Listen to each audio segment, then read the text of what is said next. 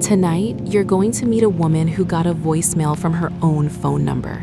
But the message wasn't just creepy, it was timed like a trap. And it warned her about a door she hadn't opened yet. And if you've ever felt like your life is being watched from a few seconds ahead, then stay with me. Because what Emma Carter hears next doesn't feel like fiction, it feels like a countdown. And it starts with one simple, impossible thing. Her phone lights up, and it's her own name calling her. Emma is a nurse in a small Pennsylvania town, the kind of town where every street looks like it's trying to be normal, and people still wave like nothing bad can happen there. She gets off a long shift, late, tired, hands still smelling like sanitizer, and she's rinsing them at the break room sink when her phone buzzes on the counter. She glances down and sees her own contact photo, her own number calling her. She stares at it long enough to feel her stomach twist, because she's holding the phone. She's not calling herself, but it keeps ringing. And she answers anyway, because that's what people do when something impossible insists on being heard. "Hello," she says, and there's breathing on the line, slow and close. Then a sound like footsteps on gravel, and then her own voice comes through, but distorted, like it's echoing in a room she can't see. "Emma, don't open it. I repeat, don't open it. Don't let him in." And then the call drops. Emma just stands there, staring at the dark window, like it might explain what just happened.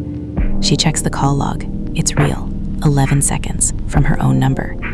She tries to call back, and it goes straight to her voicemail, because it's her number, of course it does. She wants to laugh, but the laugh doesn't fit in her throat. And when she walks out to her car under the yellow parking lot lights, every shadow on the pavement looks like it's leaning toward her, like it knows something she doesn't. She drives home with the radio off because noise feels wrong now, and she keeps checking the mirror, expecting headlights that never appear. When she reaches her apartment, she pauses at her door, keys in hand, listening. And it's normal. Too normal.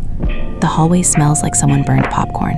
Her neighbor's TV murmurs through the wall, and still her skin won't unclench, because her own voice said don't open it, and she doesn't even know what it is. She sleeps in thin strips that night, waking to check her phone and her locks. And the morning arrives like a lie, because daylight always pretends it fixes everything. She goes to work because routine is what you do when the world tries to turn strange. And by lunch, she almost convinces herself it was a glitch, until her brother texts her. Logan Carter is the person who makes life feel less heavy. He's funny in a stupid way, and loyal in the way that makes you forget the world can be cruel. He's 26, always in motion, always talking about leaving town, but never leaving, because he still orbits Emma like a planet he doesn't want to drift from. He texts her a selfie with gas station coffee and a joke about finding the worst drink in America, and Emma actually smiles. And then Logan says, "Can we meet tonight after your shift? I need to talk to you. I found something." And the word something hits Emma like a cold thumb on her spine, because now everything is something after what happened last night. She agrees, and they meet at the diner, the warm, greasy kind of place where people argue about sports, and nobody notices your hands shaking. Emma slides into the booth, and for a moment she just stares at Logan like she needs to confirm he's real. He looks tired, and there's a faint bruise under his eye like life got too close to him. Logan leans forward and says, "Promise you won't freak out." And Emma tries to joke, but the joke dies, because Logan reaches into his jacket and pulls out a small padded envelope. Not a normal one. It looks damp, like it lived somewhere wet, and the edges are stained. He slides it across the table, and Emma doesn't touch it right away, because the voicemail is screaming inside her head, "Don't open it." Logan watches her face and says, "I didn't know who else to bring this to." Emma finally places her fingertips on it and feels the chill through the paper. "Where did you get this?" she asks. Logan glances over his shoulder and lowers his voice. "You know that abandoned house off Route 9, behind the old billboard? The one people call haunted because some guy disappeared there years ago?" Emma nods because everyone in town knows it as a story you tell when you want to feel brave.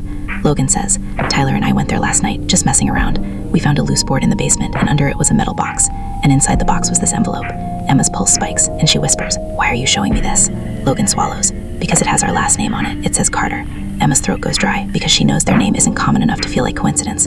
Logan adds, "And it's dated 3 days from now." Emma stares at the stamp and tries to force logic into it. Prank, fake ink, misread. But the numbers sit there like they're enjoying her disbelief. Emma asks, "Did you open it?" And Logan shakes his head. "No, I promised myself I wouldn't until I talked to you." And Emma hates how relief and dread arrive at the same time, because not opening it sounds safe, but also like delaying a disaster. Logan reaches into his pocket again and pulls out a torn piece of notebook paper, and it has 2 words in thick block letters, "Open it." Emma's stomach flips because it's like the universe is yelling from both sides. One voice warning her not to open something and another demanding she does. And Logan whispers, "Someone left that on my windshield this morning, and I think someone followed me last night." Emma's eyes lock on his bruise, and she realizes he isn't being dramatic. He's scared in the way he never admits. Logan says, "I didn't tell Tyler about the name. I just grabbed it and left. And I swear, a car sat near the road like it was waiting." Emma tries to keep her voice steady and says, "Okay, we don't open it here. We do it smart. We go to my place. We record everything. We open it on camera. Because if we're stepping into weird, we're taking proof with us." Logan nods like he's been holding his breath all day and finally got permission to exhale. They leave the diner and drive to Emma's apartment. And the whole way, Emma checks mirrors like she's addicted to fear. They get inside and Emma locks the door, pulls the blinds halfway down, and sets her laptop on the coffee table. She opens the camera app, hits record, and says out loud the date and time, like it's a ritual, like naming reality might protect it. Logan says it too, and his voice shakes just enough to make Emma's skin prickle. Emma holds up the envelope to the camera, and the moment she does, her own voicemail echoes again, "Don't open it." But she thinks about the note on Logan's car, "Open it," and she realizes curiosity isn't the only force pulling her forward. Fear is too, because fear wants answers, even when answers hurt. She slides a finger under the flap, and the paper resists like it doesn't want to be peeled open, and then she tears it anyway. Inside are 3 things: a folded letter, a small brass key taped to the paper, and a photograph. Emma's hands tremble as she lays them out. Logan leans in and his face goes pale at the photo. It's Emma and Logan as kids, sitting on the porch steps of their childhood home. Emma remembers that day because Logan scraped his knee and cried until she gave him her popsicle. She flips the photo over and sees words written in the same block letters as the windshield note, "You forgot this." Emma's throat tightens because she doesn't know what she forgot, but her body knows it mattered. She unfolds the letter and the first thing she sees makes her breath stumble because it's her handwriting. The loops and slant and the way she crosses her T's too far to the right.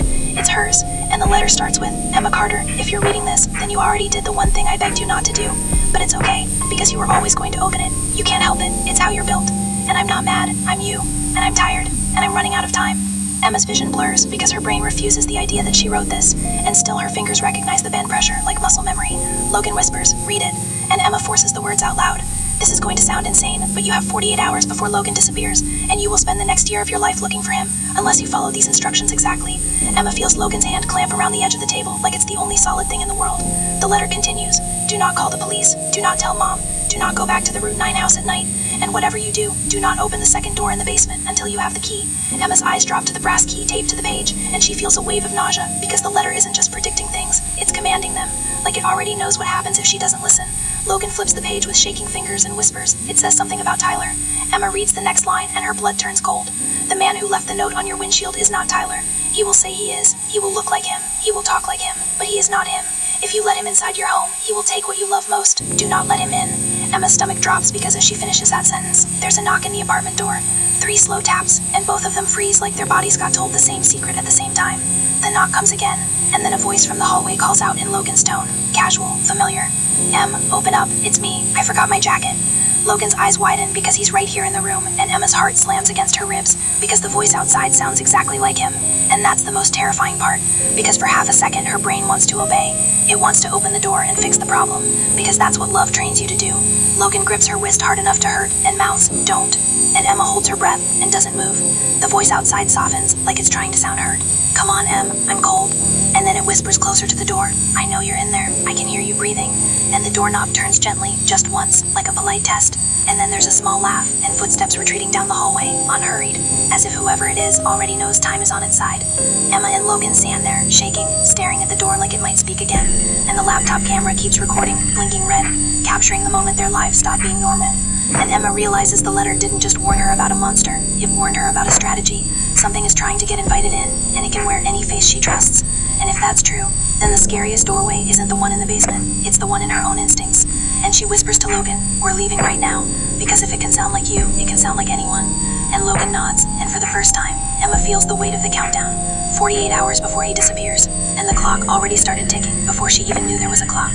They don't waste time after that, because fear has a way of turning into action when the danger is close enough to touch. Logan grabs his jacket, and Emma shoves the envelope, the key, the photograph, and the letter into her bag, like she's stuffing a bomb into fabric. And they both move fast, but quietly, like sound might attract it. Emma checks the peephole before opening the door, and the hallway is empty too. Empty, like it's holding its breath. She cracks the door and looks left and right. Nothing, but the hum of the building and the smell of stale carpet. And still her skin stays tight because she knows now it doesn't need to be visible to be near. They slip out and walk fast to the stairs, and Emma keeps her eyes on every shadow like it could suddenly learn how to stand up. They get to the car, and Emma's hands shake so hard she fumbles her keys, and Logan has to steady her wrist. And when the engine finally turns over, it feels like permission to leave a nightmare. They drive toward the next town over, not talking until the apartment building is far behind them, because words feel like they might summon attention. Logan finally says in a tight voice, "Em, tell me you're not thinking this is real."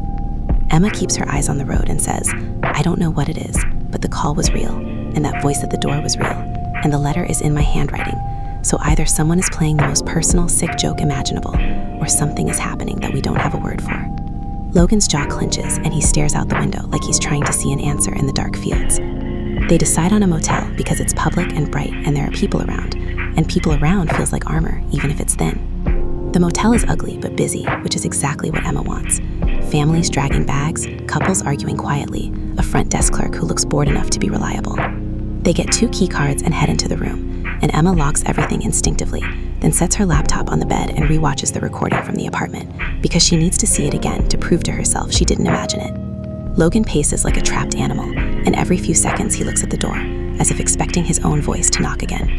Emma pauses the video on the photograph of them as kids and stares at the words on the back, "You forgot this," and something in her chest aches like a bruise she didn't know she had. She whispers, "Logan, do you remember ever going to that abandoned house when we were younger?" Logan frowns hard like he's searching his mind for a file that isn't there. "No," he says. And the way he says it feels honest, not defensive. Emma nods because she doesn't fully remember either, but she has a flicker of something. A basement smell, damp concrete, a door painted black, a laugh that died too quickly, and it makes her stomach twist. She looks back down at the letter and reads the line again. "Do not go back to the Route 9 house at night, and whatever you do not open the second door in the basement until you have the key." And she hates how specific it is, because specificity is what you get when someone has already lived the consequences. Logan stops pacing and says, "We have to call Tyler."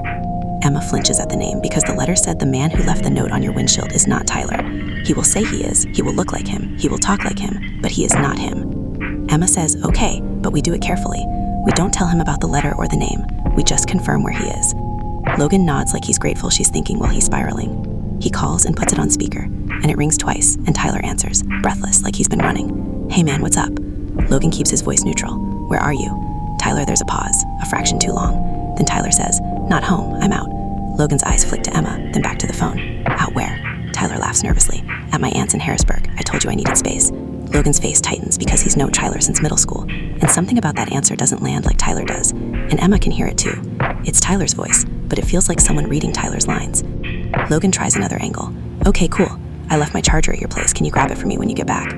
Tyler exhales sharp. "Sure, yeah, whatever." And then he adds, "Why are you acting weird?" Logan forces a chuckle. "I'm not, man, just checking. Talk later," and hangs up. Emma and Logan stare at each other, and Logan whispers, "That didn't feel like him." Emma nods because she understands now. The difference between sounding like someone and being them is a gap you can feel in your bones. Emma sits on the bed and spreads the envelope contents out again like she's laying out a map. She holds the brass key up to the motel lamplight and sees a faint symbol etched into it, a circle with a line through it like a crossed out sun. Logan leans closer and whispers, "What does it open?" Emma whispers, "The letter says the second door in the basement. So something in that house has at least 2 doors, and only one of them needs this key. And that means the other door is the one you can open without it." And that idea makes her skin crawl because it sounds like the kind of trap that waits for you to choose wrong. Logan says, "We should call the police anyway." And Emma's first instinct is yes, because police are what you call when you don't understand something. But then she remembers the letter didn't say, "Maybe don't call." It said, "Do not call the police." And she thinks about how the voice at her door knew she was breathing, how it could mimic Logan, how it moved like it belonged in the space between rules. And she whispers, "If future me wrote this and she still told me not to call, then there's a reason. Maybe the police can't help. Maybe it makes it worse." Logan rubs his face hard and says, "I don't like trusting a letter from a future version of you." Emma says, "I don't either, but I like disappearing less." And the word disappears lands heavy because it turns the threat into a shape. Logan sits across from her, and for a moment he looks younger, like a kid trying to pretend he's not scared. And Emma hates that she might be the last stable thing he has, and she might not be enough. Emma's phone suddenly buzzes, and they both flinch like animals at a loud noise. She looks and sees her mom calling, and a wash of relief almost makes her answer normally. But then she remembers the password idea, too late because they don't have one yet, and she answers anyway on speaker, trying to sound normal. "Hey Mom." Her mom's voice is cheerful, complaining about the weather and asking why Emma didn't call yesterday. And Emma feels tears prick her eyes because normal sounds sacred now. She asks, "Mom, where are you?" Her mom laughs. "In my kitchen. Where else would I be? It's Sunday. I'm making chili." Emma's throat tightens because it sounds real, and she wants to believe it is, but she can't afford blind belief anymore. She blurts out, Mom, what flavor popsicle did I give Logan when he scraped his knee on the porch as kids?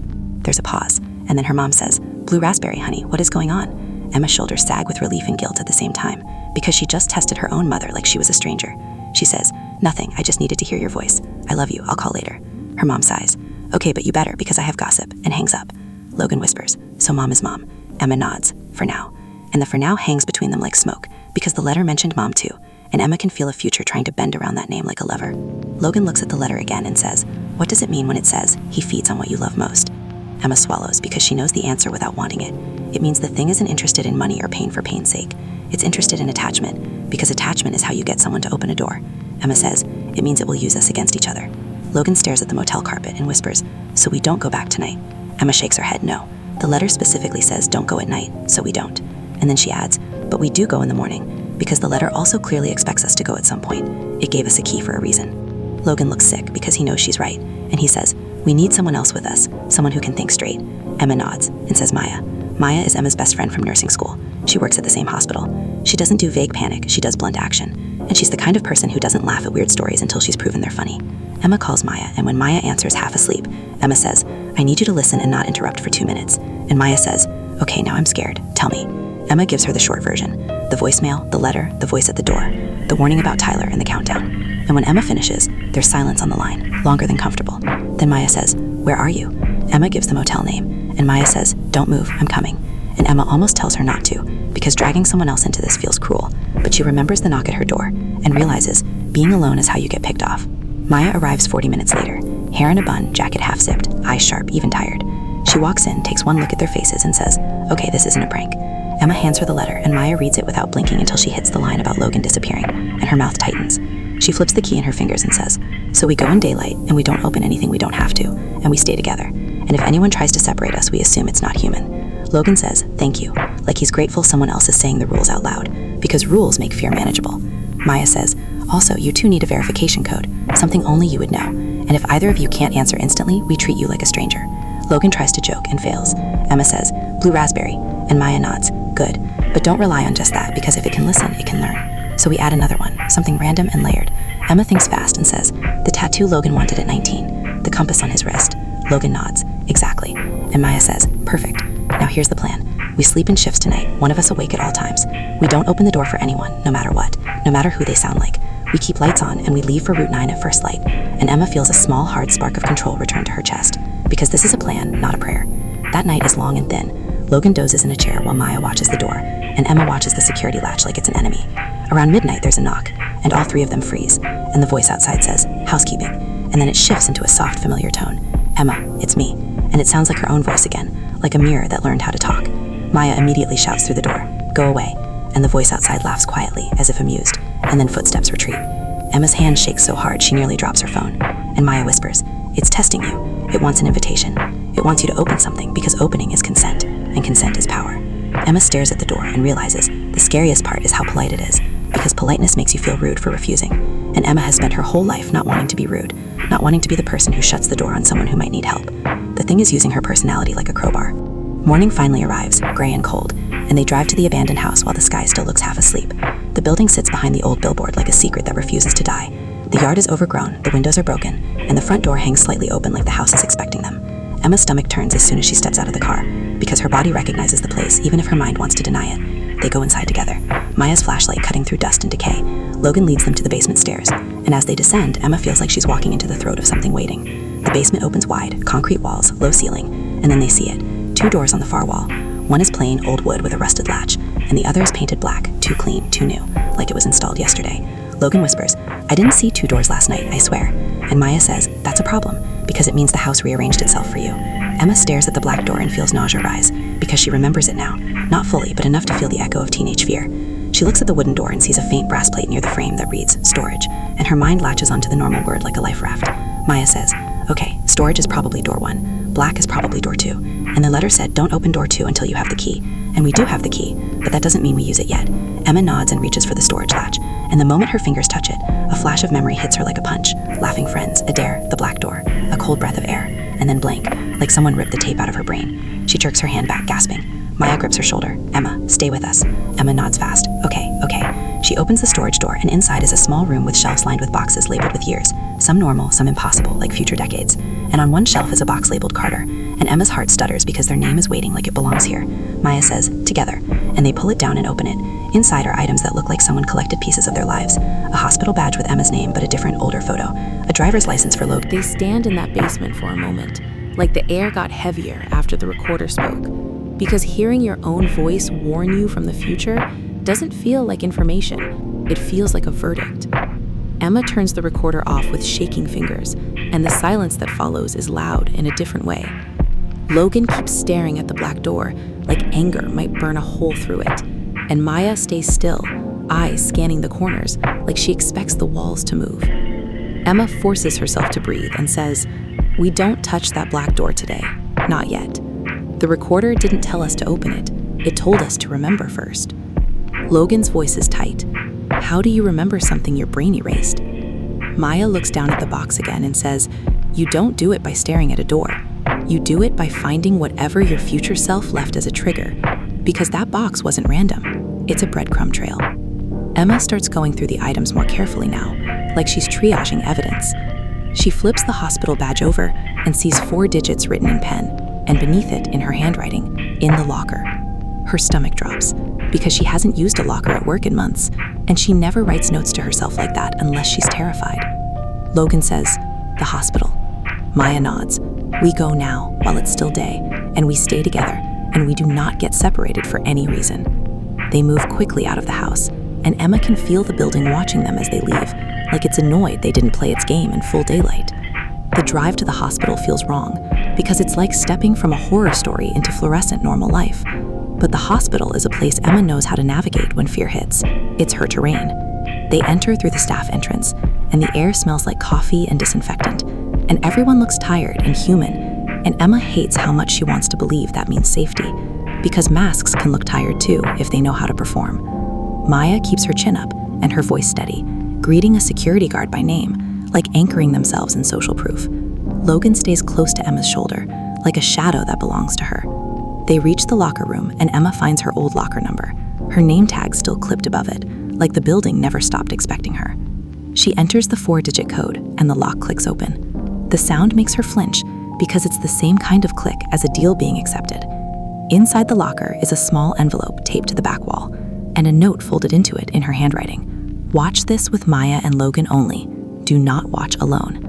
Emma swallows hard, because that line feels like a confession that she's a person who can't trust herself when she's alone. She pulls out a flash drive, and they leave the locker room immediately, as if the walls might start listening harder if they linger. Back in the parking lot, Maya says, "We don't watch it here. Too many variables. We go to my place. It's closer, and I've got cameras and neighbors and a big, loud dog that hates everyone." Emma nods, because the idea of a house with cameras feels like a shield, even if it's paper thin. Maya's home is small and lived in, and the kind of place where you can tell someone has survived bad days, because everything is functional and nothing is precious. She locks the doors, sets the alarm, and angles a small camera toward the front porch, like she's preparing for a storm.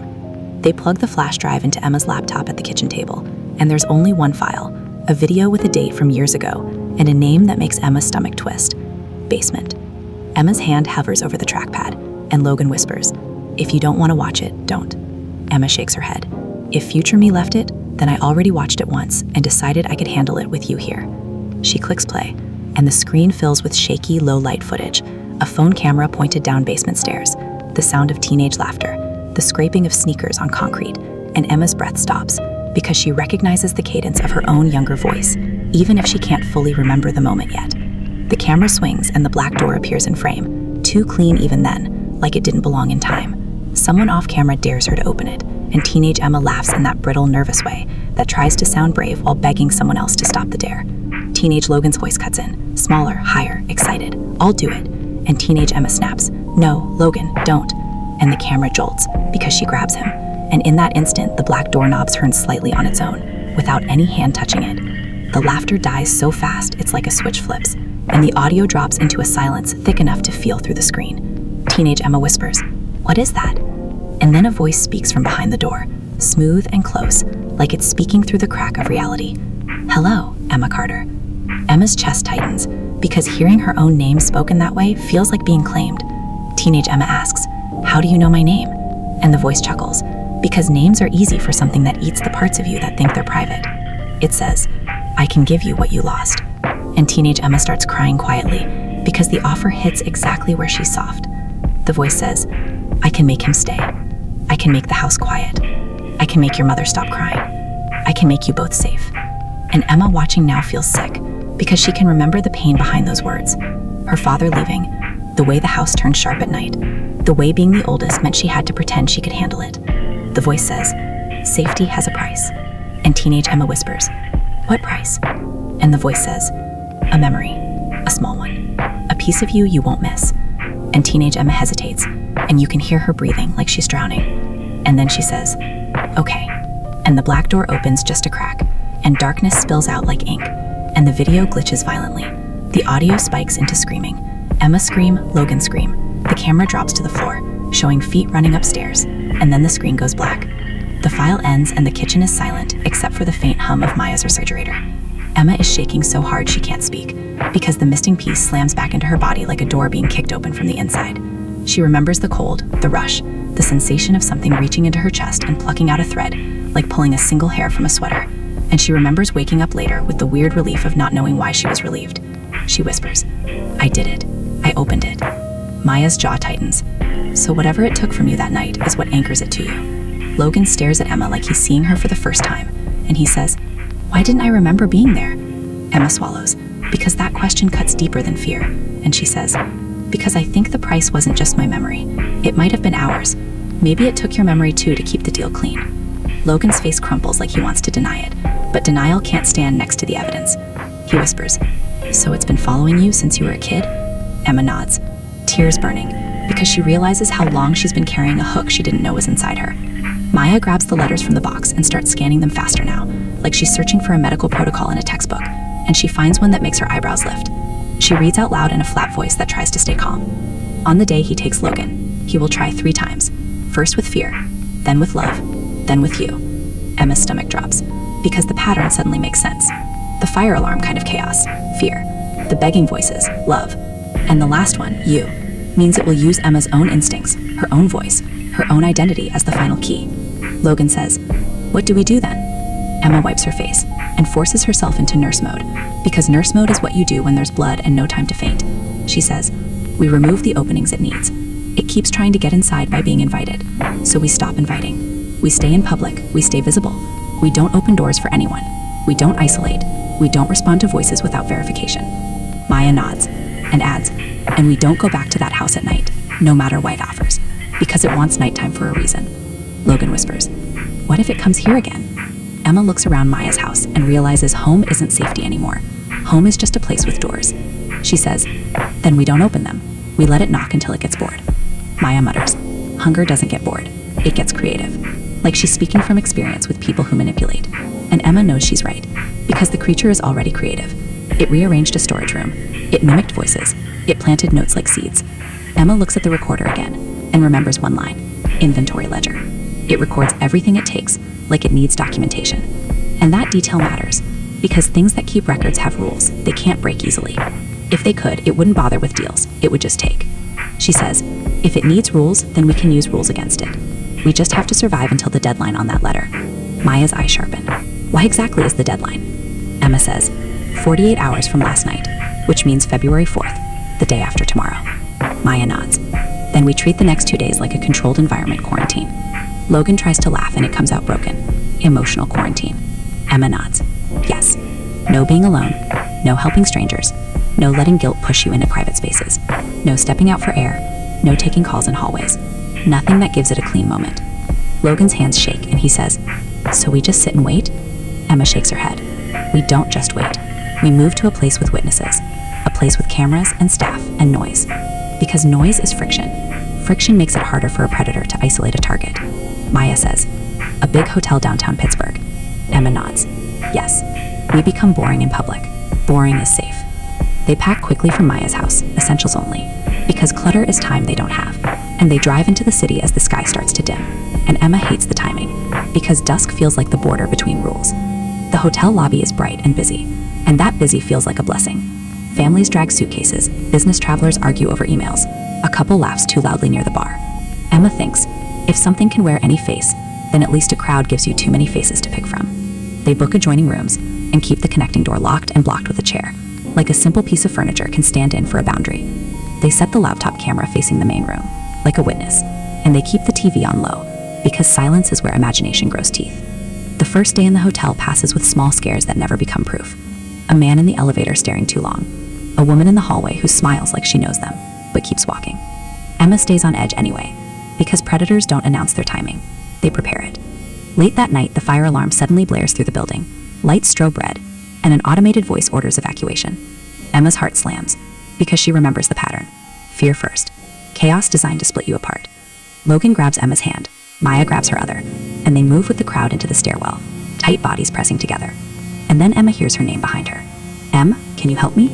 And her nurse reflex surges before her brain can stop it. She turns and sees a woman clutching her arm like it hurts. The woman's face looks like a patient Emma once cared for, the kind of face that triggers compassion like a switch. And then the woman whispers, "Blue raspberry." Emma freezes, because the password should mean safety, but the creature could have learned it by listening. The next day drags like a heavy blanket because staying on alert is exhausting, and exhaustion is exactly what something like this feeds on. Emma can feel herself slipping into autopilot, and autopilot is where you open doors without thinking. Maya keeps them in the lobby most of the day because the lobby is full of staff and cameras and people who would notice if anything weird happened. Logan hates it because he's restless and anger makes him want to do something, but Emma keeps repeating, "Boring is safe, boring is safe," like a mantra. They eat in public, they sit where the security cameras are obvious, and Emma forces herself to smile at strangers because she wants to look normal, not because she feels it. She rereads the letters again and again, searching for something she missed, and one sentence keeps punching through her. On the day he takes Logan, he will try 3 times, first with fear, then with love, then with you. Emma whispers it under her breath, like she's learning CPR steps, because maybe if she knows the order, she can interrupt it. Logan says, "We already had fear, the alarm, and love, the begging voices. So what is you?" Emma doesn't answer, because the answer is too intimate. It means the last attempt will come from inside her habits, her compassion, her guilt, her tendency to fix people. It will use her against herself. That afternoon, her phone buzzes with a text from an unknown number, and her stomach flips before she even reads it, because she knows that feeling now, the feeling of being targeted. The message says, "Open the door and I'll give you your year back." Emma stares at it because it's creepy and oddly precise, like it knows she's been running on empty for months, like it knows she's been quietly grieving the way her life became nothing but shifts and worry and responsibility. Maya watches her face and says, "Don't answer." Emma turns her phone off completely, and the relief she feels is immediate, like cutting a string that was pulling on her spine. Logan says, "What if it gets mad?" Emma whispers, "Let it," because anger is still hunger, and hunger can't force a lock with a hand willing to turn it. Night comes again, and they don't sleep, because sleep is when you stop verifying reality, and Emma doesn't trust her own dreaming now. They rotate watching the door, and the hallway camera feed on the TV shows nothing for hours, which almost feels worse, because silence starts to look like a setup. Then around 2 in the morning, there's a knock on the connecting door between their rooms, the internal door they blocked with a chair. The knock is gentle, polite, like someone doesn't want to disturb them, and a voice says, "Room service, we have your complimentary champagne." Maya's eyebrows lift, because that is absurd at 2 a.m., and absurdity is how predators hide in plain sight. It's easy to dismiss a dramatic monster. It's harder to dismiss a small, normal, wrong detail. Emma doesn't move, and Maya calls through the door, "No thank you." The voice pauses, and then shifts into Emma's voice, softer, almost crying. "Maya, please open it. I need you. I'm scared." Emma's stomach twists because hearing her own voice beg is like being accused by herself, like her fear grew a mouth and started pleading. Maya grips Emma's wrist hard and says out loud, "No," and the voice on the other side laughs quietly, then goes silent. The door handle jostles once, as if someone tests it, and the chair vibrates slightly, then stops. Logan stands with the baseball bat in both hands, trembling, not because he thinks wood can win, but because he needs something to hold against helplessness. Emma whispers, "It's trying love again." Maya whispers, "No, it's trying you through love, because it knows you'll respond to yourself." It gets quiet after that, like it retreated to plan its next move, and the hours crawl toward morning. Emma watches the clock tick toward February 4th, and her chest aches with the pressure of a deadline she can't see but can feel in everything. Just before sunrise, the room grows strangely still, like the city outside lowers its volume. The hallway camera shows empty carpet, fluorescent light, no movement, and yet Emma feels watched, as if the watching moved from outside the door to inside the air. Suddenly, the room phone rings, the hotel line. Emma freezes, because they told the front desk not to call unless necessary, but the phone keeps ringing, and Logan whispers, "Don't answer." But Emma thinks about how the creature uses bureaucracy. It used the evacuation system. It used a staff voice. It uses authority to make you comply. So she answers on speaker, and a calm receptionist voice says, "Miss Carter, I'm sorry to disturb you, but your brother Logan is downstairs, and he seems upset. He asked for you by name." Emma's blood turns to ice, because Logan is right there, in the room, staring at the phone. The receptionist continues, "He said he got locked out, and he needs you to come down to verify his identity." Emma feels the trap tightening, because it's a perfect excuse to pull her out of the room, into a hallway, into an elevator, into a moment where she's alone with a door and a decision. Maya mouths, "Hang up." Emma doesn't hang up immediately, because she wants to test reality like they practiced. She says, "I'm coming to the lobby, but I'm bringing hotel security, and I'm staying on camera, and I'm not coming alone." There's a pause, too long for a normal receptionist. Then the voice on the phone changes into Emma's mom's voice. "Honey, please, just come down. He's crying." Emma's stomach drops, because the mask slipped. The receptionist was never real. Emma hangs up and turns the phone off completely. Maya immediately calls the real front desk from her phone and asked, "Did you call our room?" The real clerk sounds confused and sleepy. "No, ma'am, we didn't call you. Is everything okay?" Maya says, "Everything's fine, thank you," and ends the call. Emma exhales, because they verified it, and that means they didn't get pulled out by fear dressed up as procedure. Logan whispers, "What if it goes downstairs and hurts someone to punish us?" Emma swallows, because that's the hook again, kindness, guilt, responsibility. And she forces herself to say, if we chase every manufactured crisis, it controls us. We can't let it pilot us with guilt. We stay here until the moment passes. And for the first time, Logan doesn't argue. He just nods, because he's learning the hardest lesson of all, that refusing a trap can feel like cruelty, but it's still survival. The sky outside lightens, and February 4th arrives quietly like any other date, and that quiet feels suspicious. Then the whisper starts, not from the hallway, not through the phone, but through the air near the connecting door, as if the walls themselves learned how to speak. "Hello, Emma Carter." The voice is different now, not Tyler, not Logan, not Mom. A deeper, calmer thing that sounds like the raw creature underneath all the masks. Emma's skin goes cold. Maya's eyes lock on Emma like a warning. Don't engage. Emma steps closer anyway, but doesn't touch the door. She keeps her hands in view like she's talking to a venomous animal through glass, and she says, "What do you want?" The voice purrs. "The memory you returned was sweet, but it didn't close the thread. You still owe me interest." Emma's pulse spikes, because she understands that even giving back the stolen memory at the black door wasn't a final payment. It was a partial one. The voice continues, "Give me Logan willingly, and I will give you every version where he lives. Every version where you don't wake up lonely. Every version where your mother never gets sick. Every version where you never hear the call that breaks you." Emma feels tears sting, because the offer is poison wrapped in relief. It's not just offering Logan's safety, it's offering anesthesia for every wound she's carried for years. And for a heartbeat, her exhausted mind wants to lean into it. Maya grabs her arm and whispers, "No." Emma swallows and says, "I'm not bargaining." The voice chuckles. "That's what you said last time too, and you still opened my door." Emma's jaw tightens, because it's right. She did open it once when she was a teenager, because she was hurting. And hurting people will open anything if you promise quiet. The voice goes sharper then. "I will take him anyway." Emma's heart slams, and she blurts out, "You can't. You need consent. You need a door. You need an invitation." The voice laughs softly. "I need a door, yes. And you have doors everywhere, Emma Carter. You open them all day long, for strangers, for patients, for sadness, for guilt. Your heart is a hotel with no lock." Emma's throat tightens, because it's describing her perfectly, like it's been living in her patterns. The voice whispers one last line, and it is so simple and domestic it terrifies her more than any scream. "Open the bathroom door." Emma freezes, because Logan had stepped into the bathroom minutes earlier to wash his face, and the bathroom door is slightly ajar now, even though Emma remembers it being closed. Her brain flashes a warning, because this is it, the third attempt with you, not with fear, not with love, but with routine, with caretaking, with the tiny normal request that slides under suspicion. Logan's voice comes from inside the bathroom, muffled. "Em, can you hand me a towel?" Emma takes one step and stops, because they practiced. Verification. Maya says sharply, "Logan, say the tattoo you wanted at 19. There's a pause, too long, and then Logan's voice says, what? Emma's stomach drops, because real Logan would answer instantly, compass on my wrist. He used to talk about it nonstop. Maya's voice is hard. Say it or stay in there. Logan's voice shifts softer, pleading, Em, please, I'm dripping, just open it. And Emma's hands shake, because shame tries to push her now. The idea she's being ridiculous, cruel, paranoid to her own brother. The voice repeats, blue raspberry, like a charm. And Emma realizes it can say the password too, because it listened. Emma backs away from the bathroom and says, I'm not opening anything for you. Silence for one beat, and then the bathroom door swings open fast, and Logan steps out holding a towel, his face wet, his eyes wide, confused, and very real. Emma almost collapses with relief, because she can feel the difference in him immediately.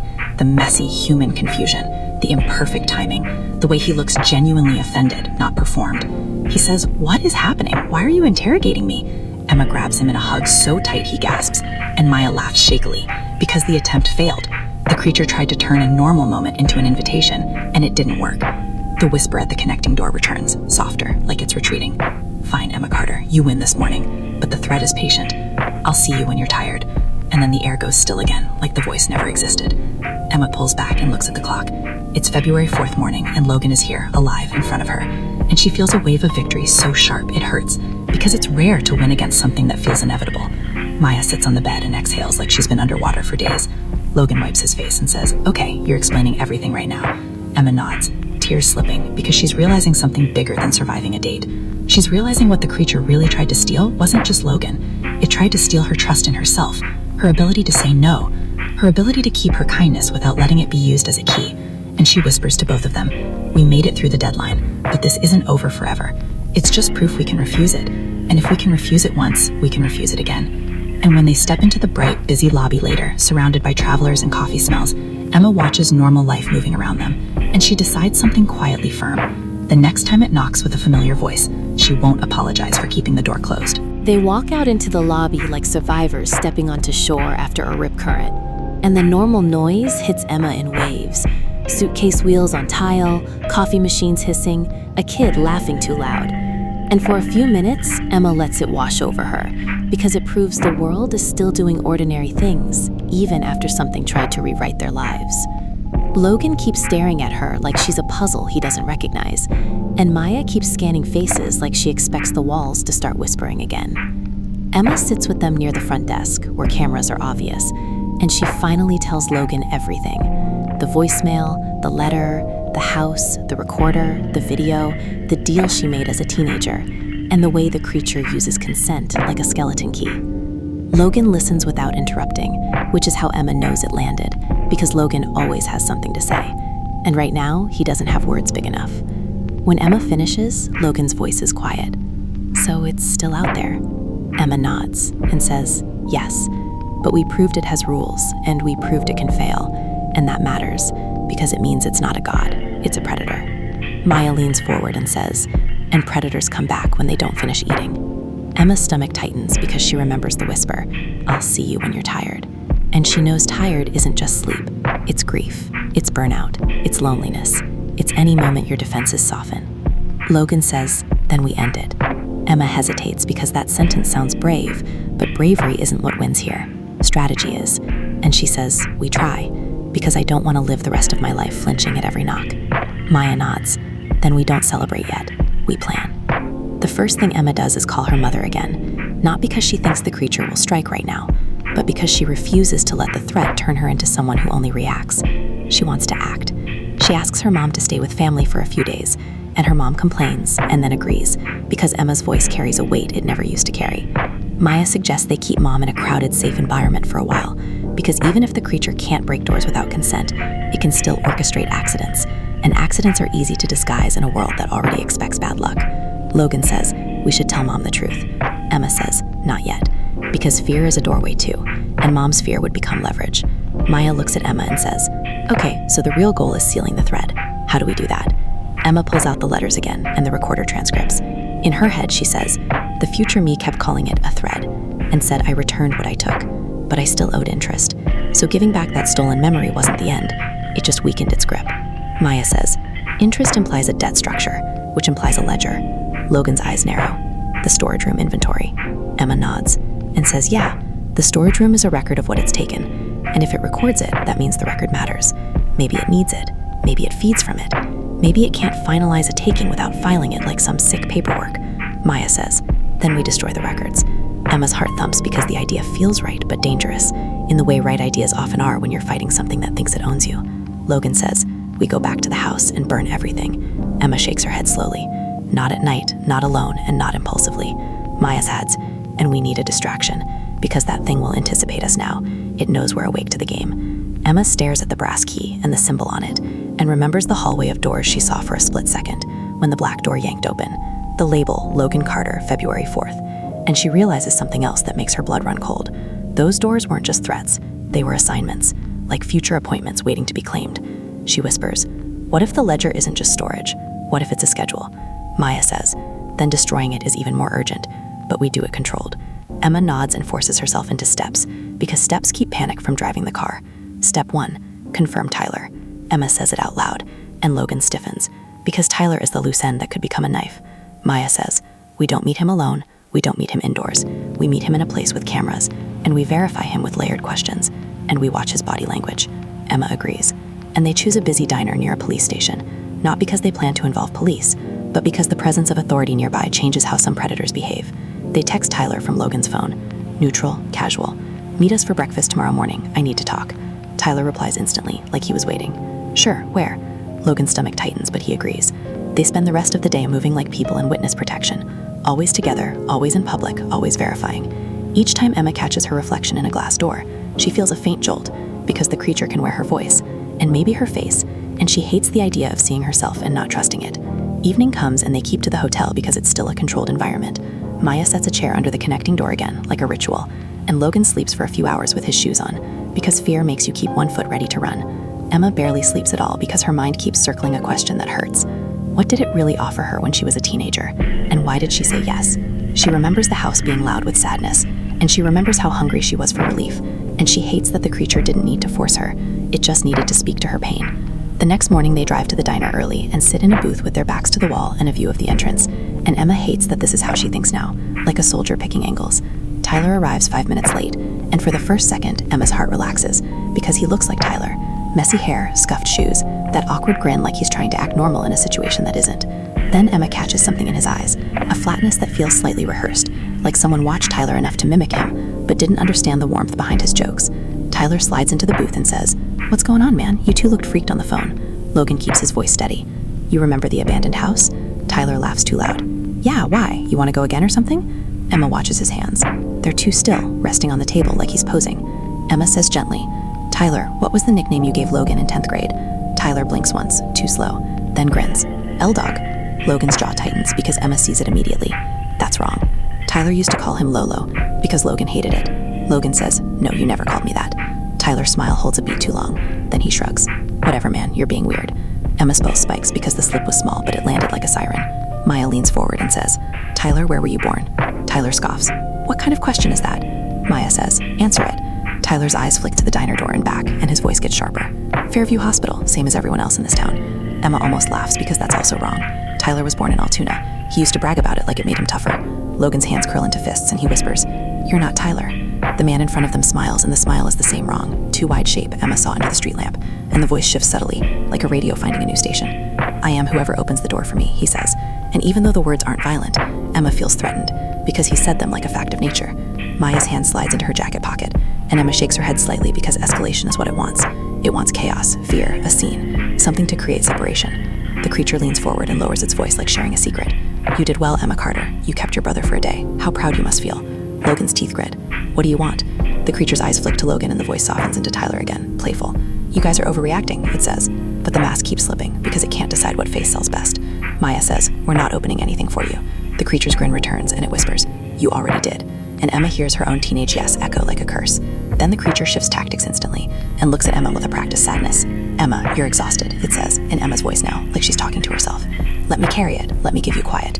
And for half a second, Emma feels her body want to lean toward relief, because her body remembers that bargain like a drug memory. She grips the edge of the booth hard enough to hurt and says, "No."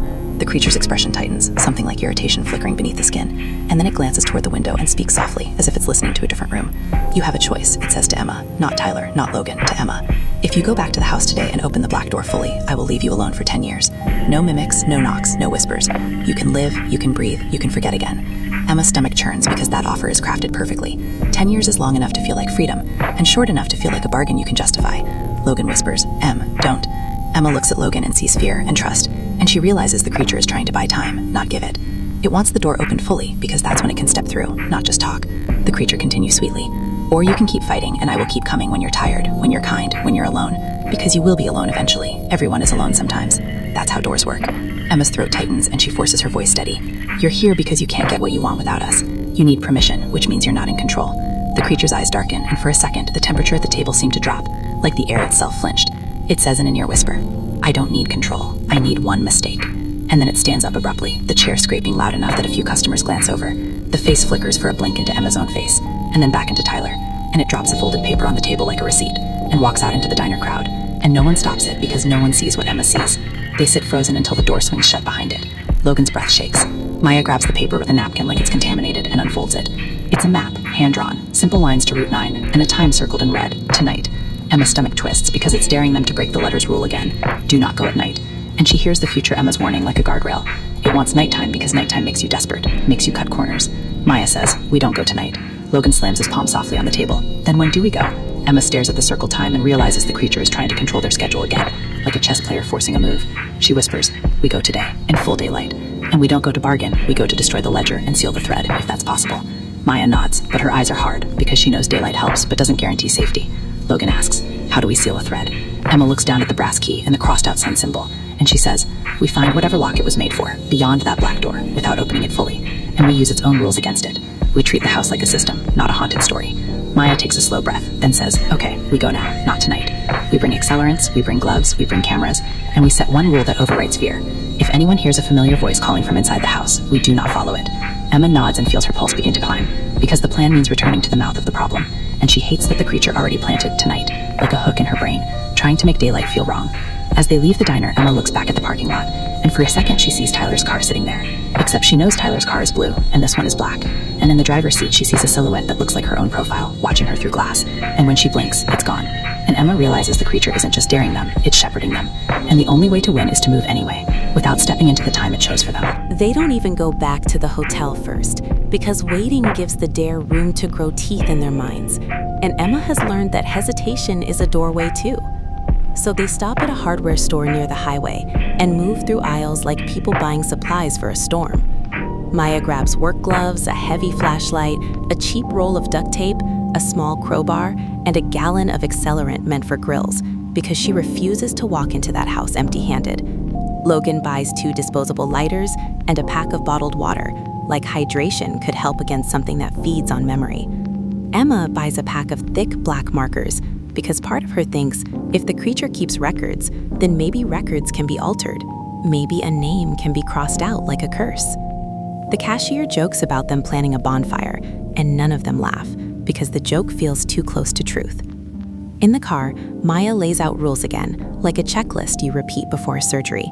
We go in daylight, we do not split up, we do not open the black door fully, we do not chase voices, we do not accept offers, we document everything. Emma nods and turns on her phone camera before they even pull into the Route 9 shoulder, because if anything happens, she wants proof, not just trauma. The abandoned house looks the same and different at the same time. Daylight reveals every crack, every rotten board, every peeled layer of paint. But the black door in her mind still looks new and wrong, no matter what light touches it. They enter through the front and move straight to the basement with purpose, because wandering is how you get lured. And when they reach the bottom, the 2 doors are still there. Wooden storage with its rusted latch, and the black door sitting beside it, like a bruise that never heals. Maya keeps her flashlight beam on the black door, as if light might hold it back. Emma reaches for the storage latch, and this time she doesn't flinch away, because she knows what the memory is now, and knowing turns a jump scare into a wound you can wrap. She opens the storage door, and the shelves are back again. Not empty like before. The boxes are stacked neatly, too neatly, and that neatness makes Emma's skin crawl, because chaos doesn't organize itself for your convenience. Someone wanted this room to look ready. The box labeled Carter is there again, like it respawned, and Emma feels anger flare because the creature is treating their lives like items you can reorder. She pulls the box down, and inside is different now. Fewer personal artifacts and more paper. Envelopes tied with twine, and each envelope is stamped with a date and a name, as if the creature updated its inventory since last time. Emma sees one that makes her breath stop. Logan Harder, February 4th. And next to it, another label in smaller letters. Closed. Emma's stomach flips because closed could mean scheduled. Closed could mean completed. Closed could mean sealed. It's a word with too many meanings when your life is the subject. Maya leans in and says, "Don't open the envelopes yet. We're not here to read its poetry. We're here to destroy its filing cabinet." Logan points to the back shelf and whispers, "Look." Emma follows his finger and sees a metal box, identical to the one Logan found the first night, except this one is open and empty, like a mouth with no teeth. And beside it sits a thick, leather-bound ledger book, the kind you'd see in an old courthouse, and the sight of it makes Emma's scalp prickle, because it feels like the center of the system, the heart of the inventory. Maya says, "There's your ledger." Emma lifts the book carefully, and it's heavier than it should be for paper, like it carries weight that isn't physical. The cover is plain, but when she opens it, the pages are filled with names, dates, and short phrases written in a handwriting that shifts slightly, line to line, as if the writer keeps changing who they are. Some entries are simple, like received or traded or returned, and some are cruelly specific, like took her laughter, took his last goodbye, took her sleep. Emma feels nausea, because she recognizes the type of things it takes. Not bodies only, but pieces of living that make you human. Logan's fingers hover over a page, and then he recoils, because he finds an entry with their last name, Carter, and underneath it, Emma's first name, and a date from her teenage years, and next to it, the phrase, "took closure." Emma's throat tightens, because it's not metaphor, it's recorded like an invoice. Maya says, "Close it. We don't feed it attention. We burn it." Emma nods and reaches for the accelerant, but the moment she tilts the gallon toward the ledger, a soft voice drifts from the black door. Not loud, not dramatic, just close enough to sound like someone standing behind them. "Emma Carter, you don't have to do this." Emma freezes, because the voice is her voice, not distorted, not distant, but clean, like it's coming from her own throat. Maya grips Emma's elbow hard. "Don't turn around." Emma's heartbeat pounds, and she forces herself to stare at the ledger instead of the door. The voice continues sweetly. "You think burning paper will erase me? You think destroying a book destroys hunger? That's adorable." Emma's hands shake as she pours accelerant over the ledger, and over the stacked envelopes, and over the shelfwood, letting the chemical smell fill the room. Logan pours some too, his face tight and pale. The voice from the black door sighs, like someone watching children play with matches. "I can offer you something better," it says. "I can offer you certainty. I can show you every page that hasn't been written yet, so you never have to be afraid again." Emma clenches her teeth, because that offer is just another way to make her open something. The desire to know the future is curiosity with a knife in it. Maya lights the first lighter and looks at Emma for confirmation, and Emma nods, because at this point, fear is unavoidable, but action is a choice. Maya flicks the flame and touches it to the soaked ledger. The fire catches instantly, hungry, bright orange, and the pages curl and blacken like skin, and Emma feels a wild satisfaction, because for the first time, something that belongs to the creature is being damaged by her hands, not her heart. Logan whispers, "Burn, you sick thing," and Emma hisses, "Logan, don't talk to it." But Logan can't help it, because anger is his way of resisting fear. The voice from the black door changes then, becomes colder, less playful. "You think you're starving me, but you're feeding me." Smoke is memory too. Emma's stomach drops, because she realizes the creature will twist anything into a metaphor to reclaim power. The flames climb the shelf and lick at the envelopes, the twine snaps, and papers flutter and curl. The basement fills with heat and sharp smoke. Maya coughs and says, "We leave now. We don't stay to watch it burn, because staying is how you get trapped." Emma nods and they back out of the storage room, leaving the door open so the fire can breathe. And as they retreat, the black doorknob turns slightly on its own again, like a bored hand testing a lock. The voice says, "Last chance, Emma Carter. Open me fully, and I will let your brother walk away clean. I will remove his name from the book forever." Emma's throat tightens, because the offer is aimed at her weakest part, wanting to guarantee Logan's safety, and she hates that guarantees are seductive when you've lived in uncertainty. She knows the voice is lying, because it can't just remove hunger by promise, but she also knows the creature is smart enough to offer something that feels like a contract. Maya whispers, "Don't answer." Emma doesn't answer.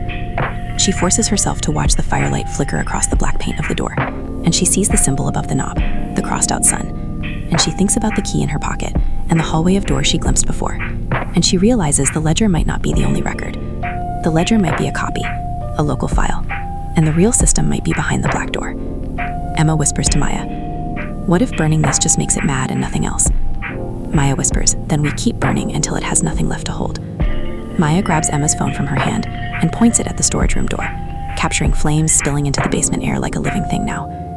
The fire alarm in the house doesn't work because the house is dead, but the fire is real, and real fire doesn't care about monsters. It eats wood and paper all the same. They rush upstairs and out into daylight, coughing and gulping cold air like it's medicine. They get in the car and drive a mile down the road before stopping, because Maya wants eyes on the house from a safe distance. Smoke rises from a broken window, and for a moment Emma feels victorious. Then the wind shifts and the smoke forms a shape that makes her blood run cold. For 1 second it looks like a person standing in the window, watching them, and then the shape dissolves into nothing. Logan says, "Tell me you saw that?" Maya says, "Drive, keep driving." Emma wants to drive until the road ends, but her mind keeps circling the black door and the offer it made, and the ledger line closed next to Logan's name. She says to Maya, "What if tonight is still the real danger, even if we didn't go at night? It's circled tonight like it wants a specific time window." Maya keeps her eyes on the rearview mirror and says, "Predators schedule hunts when prey is tired, and after today, we'll be tired." Emma grips her knees because she understands now why the creature whispered, "I'll see you when you're tired." It wasn't a threat of patience, it was a plan. Logan's phone suddenly buzzes, and he flinches like he got shocked. He looks at the screen and his face strains. It's a text from Emma's number, even though Emma's phone is in her lap and turned off. The message says, "You burned the book. Good. Now open the door and I'll return what you really lost." Emma's throat closes because she realizes the creature isn't just offering Logan anymore. It's offering the deeper thing, the first bargain promised. Quiet. The thing Emma's teenage self wanted so badly she opened a crack for it. She whispers, "What did I really lost?" Maya doesn't answer, because Maya can't know. And Logan says, "We should throw our phones away." Emma swallows and turns her own phone on, just long enough to check something she dreads. The call log shows a missed call timestamped a few minutes ago from her own number, and the voicemail icon is there, like a bruise. She doesn't want to play it because she knows it will be her voice again, but she also knows ignoring information can be deadly. She presses play and her own voice fills the car. Older, strained, urgent. "Emma, don't go home tonight. Don't go to any home. It's not about the house anymore. It's about you. He can't step through the black door if you never open it fully. So he's going to make you open a different door. He's going to make you open yourself. And the only way to stop it is to choose what you're willing to lose on purpose, before he chooses for you." And then the message ends with a sound like someone sobbing once and cutting it off. Emma's hand shakes so hard she nearly drops the phone. Logan whispers, "Em, what does it mean? Open yourself." Maya stares out the window at passing trees and feels something dawning inside her like a painful sunrise. The creature doesn't just take people, it takes the parts of you that create doors. Guilt, love, longing. And it will push Emma toward a moment where she sacrifices her own boundaries to save someone else, because that is her pattern. She whispers, "We can't go back to the hotel tonight." Maya nods. "Then where do we go?" Emma thinks of one place with constant witnesses, constant cameras, constant staff. A place where doors are controlled and identities are checked. A hospital. She looks at Maya and says, "We go to the hospital tonight. We stay in a public monitored area all night, and we watch for the 3 attempts again. Because if it's still following its pattern, fear, love, you, then tonight is when it will try to make me open the wrong kind of door." And as she says it, Emma feels the weight of something deeper than fear. She feels the knowledge that she might have. They drive straight back to the hospital because it's the one place Emma understands like muscle memory, and because hospitals are built around observation, and observation is the enemy of hidden predators. Maya calls ahead to a friend in security and asks a favor, without explaining too much, just enough to get them access to a staff waiting area, near cameras and away from public drama. They park under bright lot lights, and Emma feels that weird reversal, where the building that used to exhaust her now feels like shelter. They enter through the employee doors, and the air smells like bleach and coffee and fatigue. And Emma almost laughs, because it's the same smell as every other shift, except now it smells like survival. They choose a small conference room off a main corridor, with a glass panel in the door and a camera above the hallway intersection. Maya pulls the blinds half open, not fully closed because hiding feels like giving the predator a private stage. Logan sits with his back to a wall and keeps his eyes on every doorway, like he's memorizing exits. Emma sets her laptop on the table and replays the voicemail again. The future her saying, "He's going to make you open yourself." And the words stick, because they sound like therapy language and monster language at the same time. Maya says, "Okay, define open yourself." Emma swallows and says, "It means he'll make me break my own rule. He'll make me choose compassion over safety in a way that gives him access, because I can keep doors locked, but I can't lock my instincts unless I decide what I'm willing to lose first." Logan whispers, "What are you willing to lose?" Emma doesn't answer immediately because the answer feels like stepping off a ledge. She looks at the ring from the box, the one engraved Logan and Emma forever. And she realizes it's not just a random future artifact, it's a symbol of a path she might take if she keeps letting fear control her choices. A life defined by holding on so tightly you stop living. She closes her eyes and thinks about what the creature recorded that night, took closure, and what she returned and what it still wants. It wants access, not to her house, but to her softness, the part of her that opens because she can't bear suffering. She whispers, "I might have to give up something that makes me me." Maya's eyes narrow, like a clinician hearing a patient describe a dangerous idea. "Say it clearly." Emma's throat tightens. "I might have to give up the part of me that always tries to fix everyone. I might have to let someone be angry at me, or hurt, or disappointed, without rushing to patch it, because that's the door it keeps using. Guilt, love, responsibility." Logan stares at her and says, "That's not a sacrifice, that's growth." Emma almost smiles, but her eyes burn, because growth is still loss when you survived by being needed. Maya says, "Okay, so your sacrifice is a boundary, not a person. But the voicemail said choose what you're willing to lose before he chooses for you. So we need something concrete, something the predator recognizes as currency." Emma's stomach turns because she knows the currency is memory. She looks down at her hands and thinks about all the memories that make her kindness automatic. The night she held her mother while she cried, the first patient who died in her arms, the way Logan looked at her when their father left, and she promised he'd always protect him. Those memories aren't just stories. They are doors that swing open on instinct because they are stitched into her identity. If she gives one up, she changes who she is, and that is terrifying because identity is the only home you always carry. Maya says, "You don't have to decide alone. We can read the letters again. Look for a clue about what future you chose." Emma nods, and they spread the remaining letters across the table under fluorescent light, like they're performing an autopsy on time. One letter is short and smudged, and it reads, "If you burn the ledger, he will come for you directly, because the inventory is how he keeps distance. Without it, he has to touch the source. You are the source." The next letter says, "He will try to make you choose between Logan and yourself, but that's a lie, because choosing yourself is choosing Logan in the long run." Another says, "The only memory that satisfied the interest was the one that made me easy to manipulate the first time. The moment I learned to trade my peace for someone else's comfort." Emma's breath catches because she understands what that means. It isn't the memory of her father leaving. It isn't some romantic tragedy. It's the moment she became the kind of person who opens doors for pain, because she thinks pain will destroy people if she doesn't carry it for them. That moment was probably small and ordinary, like the creature's bathroom trick. It's always the small moments that become lifelong patterns. Logan whispers, "What moment is that?" Emma stares at the hospital floor tiles and feels a memory rise that she usually ignores because it's not dramatic enough to count, but it shaped her anyway. She was 8 years old, sitting on the kitchen floor while her mother cried at the table after another fight with their father. Logan was in his room crying too, and Emma had walked to her mother and climbed into her lap and said, "I'll be good, I'll make it better." And her mother had stopped crying for a second and hugged her tightly like Emma had just saved her from drowning. Emma remembers how powerful that felt, how being needed felt like control in a world where adults were falling apart. She whispers, "That memory made me dangerous to myself." Maya nods slowly because she gets it. The creature offered safety for a price, and Emma had already learned to pay prices to soothe other people. The interest it wants is the habit itself, the reflex to sacrifice boundaries for comfort. Logan's voice breaks. "Em, you can't let it take that. You're kind because you are you." Emma looks at him and says, "I can still be kind, I just can't be available to manipulation. I can't be the kind of kind that opens doors to predators." Maya leans forward. "Then we need to formalize it, like a ritual, because that thing responds to rituals, deals, keys, doors. If you're going to give a memory, it has to be deliberate and witnessed and contained." Emma's stomach churns because this is insane, and yet their reality has made room for insanity.